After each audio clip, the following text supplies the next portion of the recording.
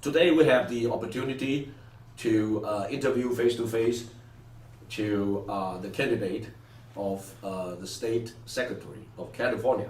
I appreciate that very much. I appreciate the opportunity to meet with your viewers, the opportunity to talk with them and explain with them what the Secretary of State does. Yeah. But, and why I'm running. Yes. Okay, let's start with what the Secretary of State does. Okay. The Secretary of State is the chief election officer of the state. Oh. They are in charge of our elections. Now, most people think, well, what's wrong with our elections? Well, let's start with a couple facts and figures. According to a Harvard study, there are 28 Western democracies in the world. Of the 28 Western democracies, the United States is ranked 28th when it comes to election integrity. Oh, wow. That means we are no longer leading the world in how to run safe, honest, secure elections. According to the Pew Research Center, they have reviewed all 50 states, and they've looked at their elections across 14 different categories, 14 different measurables, and they have found that the state of California has the second worst elections in the nation. Huh. Now, why is that? Right. We have 11 counties with over 100% registration. Means that there are more people on the voter rolls than are eligible to vote. Los Angeles County here has 144% voter registration. Now, you ask, well, what's wrong? If you have more people on your voter rolls than eligible to vote, well, those people, who are those people? Well, they're people who are dead, people who have moved. Well, if you're dead and you moved, you can't vote, right? Yep. But we don't have voter ID in this state. I was talking to a man just this morning before coming here. Yeah.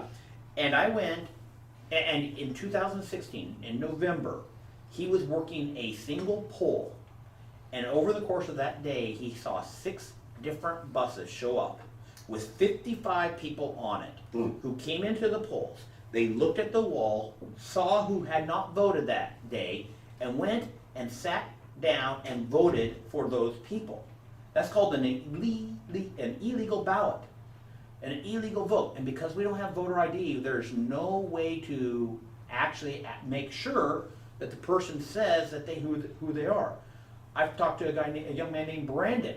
His grandfather's been dead for 15 years, but when he went to the polls this year, he saw that his grandfather had already voted. One of these people who just traveled around in a bus, from precinct to precinct to precinct, casting illegal ballots. They knew that Brandon's grandfather was dead. He wouldn't be showing up to vote, so they cast an illegal ballot. That reduces the power of your voice. Oh, yeah. That is a problem. Now, here's another deal. I talked to another person who showed up at the polls to vote, and somebody had already voted for them. Huh. And I can tell you story after story after story of people who've showed up at the polls and found out that somebody had already voted for them. Yeah. So because we have these bloated voter rolls, with no voter ID, you are giving power to special interest. Right. Special interest who doesn't care that we live in a republic. Special interest who doesn't care. They want control. They want control of the purse strings. Yeah. They don't want the money to go to your children. They don't want the money to go to the roads. They don't care about that. They just care about their bottom line. Yeah. They care about their $1 million paycheck that they get when they can siphon from the general treasurer into their own personal pocket. Yeah. So what do? They take advantage of the homeless.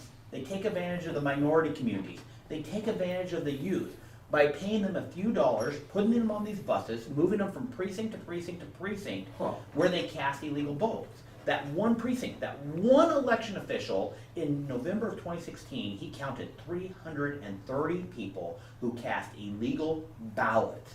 And that's just one of the precincts in LA County. How many other precincts did that bus go to? We do not know. But those buses were traveling around LA County, and just one precinct, he counted over 330 illegal ballots. Yeah, I was thinking about this morning while driving here because now it's more popular that people mail in the votes. Yeah. So that's even worse. Well, right? Because there are machines that check your signatures, make sure that it's somewhat, right.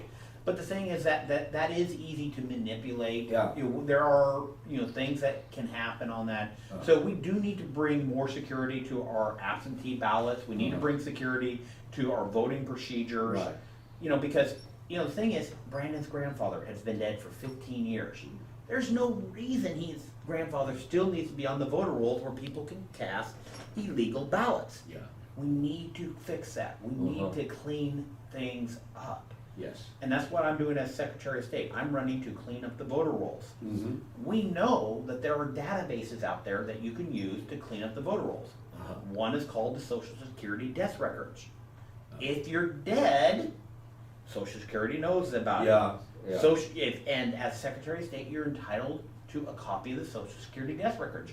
And you compare those rolls with our voting rolls. And if you've been dead for 20 years, you probably do not need to be on the voting rolls. And you do not need to be a perfect voter. That's a problem. And we need to clean that up. There are other databases out there. There are so many different databases. E-Verify.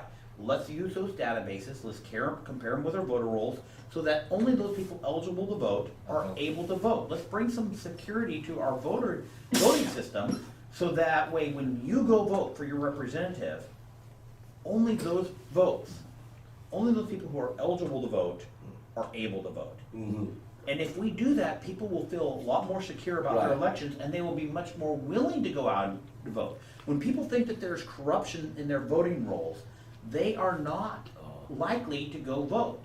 They're not as likely to be involved in the election system. When there's no integrity in the system, it is proven across the world. When people think, it doesn't matter if it's happening or not, if people believe that their elections are corrupt, they are less likely to participate in it. And we live in a republic. The United States of America is a republic. California Republic, that is on our flag. It is so important in a republic where we select our leaders to represent us by passing the laws.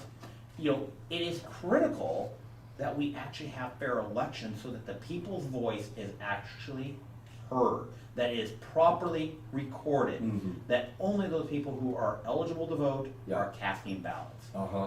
Okay, so that's fundamentally important, so that every vote is legitimate.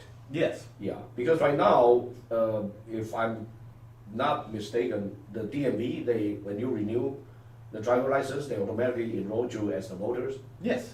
So so for people who has green card, whatever, they're not citizen, they automatically vote. Good question. Let's start off with this thing. You live in an LA County. Let's say you were to go ahead and move to Orange County. What's the things that you do when you move? You go down to the post office and you change your address so that your mail now goes from Los Angeles County to Orange County. You go get your new driver's license in Orange County. You register to vote in Orange County, but sometimes LA County doesn't record that difference. Just yesterday I was talking to a lady named Alice. Her mother, who's 90 years old, just moved into Wisdom. They went and got registered to vote at the new address. But her mother is still getting balloting materials for the old address. The mother is now registered to vote in her old address and the new address. That's called a duplicate voter registration. So where you got the USPS is making sure you're not duplicate. The driver's license makes sure you're not duplicate. Voter ID or voter registration is not communicating with each other. Right. And so by linking it to the driver's license, we actually can reduce the number of duplicate voter registrations, which is actually a good thing. You bring up the problem, though, about what happens with green card holders who have driver's license. Yeah.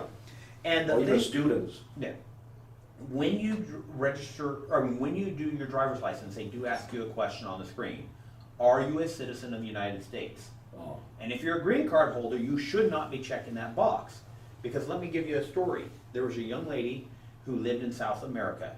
She came to America on a green card.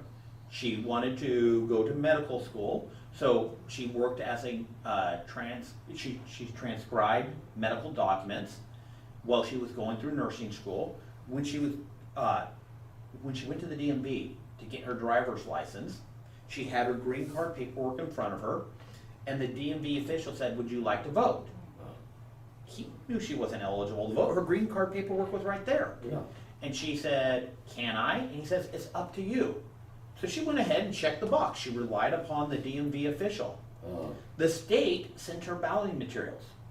Okay, I must be eligible to vote. The DMV official said it was up to me. The state sent me balloting materials. She voted in 2 federal elections. She finished her medical training.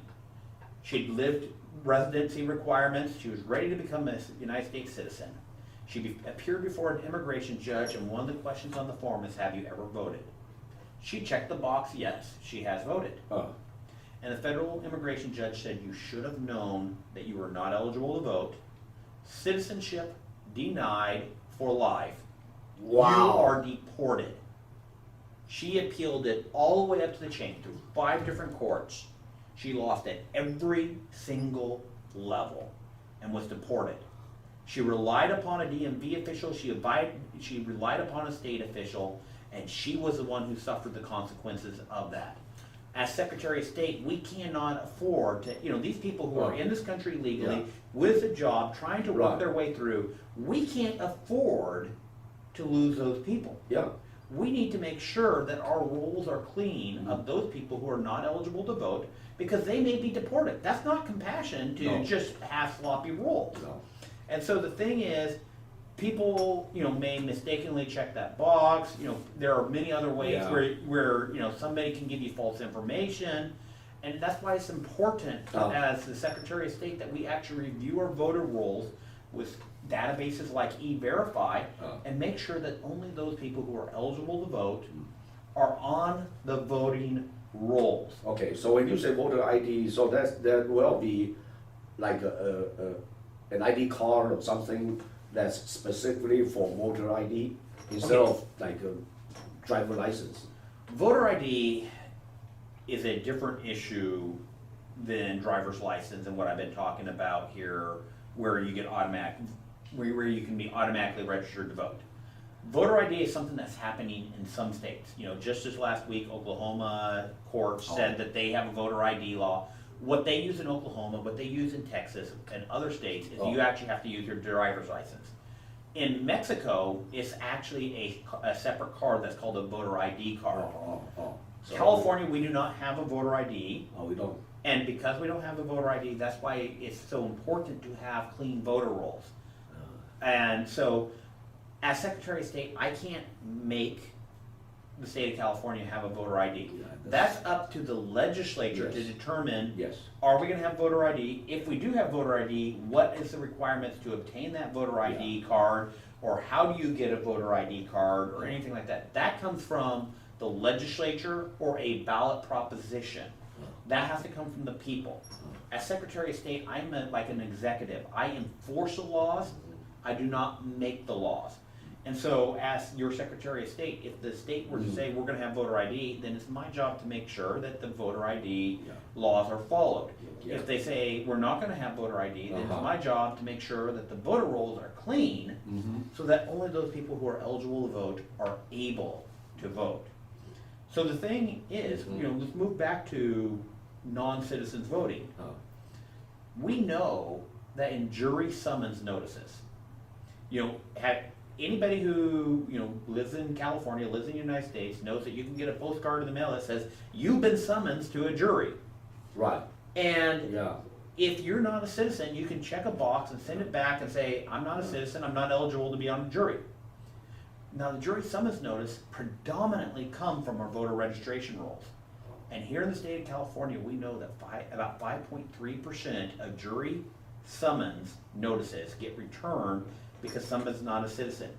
That means there are a lot of people on our voter rolls who are eligible to go vote, who may not actually be eligible to vote.